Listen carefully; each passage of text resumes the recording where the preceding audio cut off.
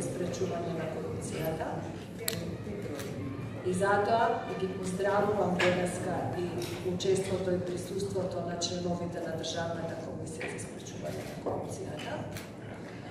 Проектот, бидејќи многу брзо дојде од потребата да се направи ова анализа до реализација, да се почне со работа.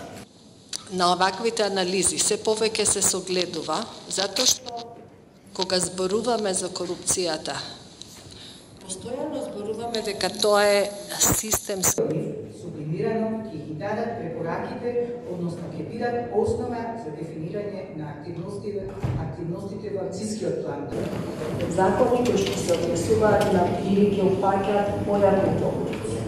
Откако нешто ќе се случи, откако ќе се случи настан за кој што сме спаѓа во дефиницијата и на судирот на интереси, но и на дефиницијата на корупција, ние навистина треба добро да согледаме каде ни е овој проблем.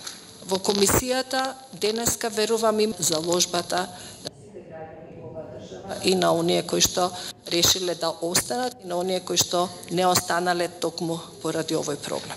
Затоа мислам дека денеска што овој проект ни овозможи продуцирање на анализа од исклучително значење за активностите што Државната комисија за спречување на корупцијата ги презема во моментот, а секако и за оние во иднина. Но и човек кој што многу добро ја познава работата на администрацијата.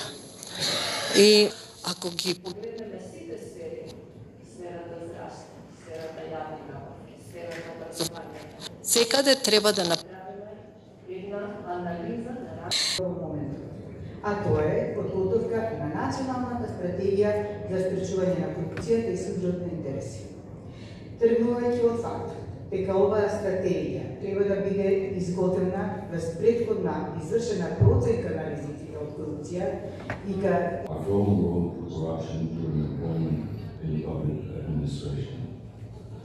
In the study to be presented today, Transparency International Macedonia presents a remarkable.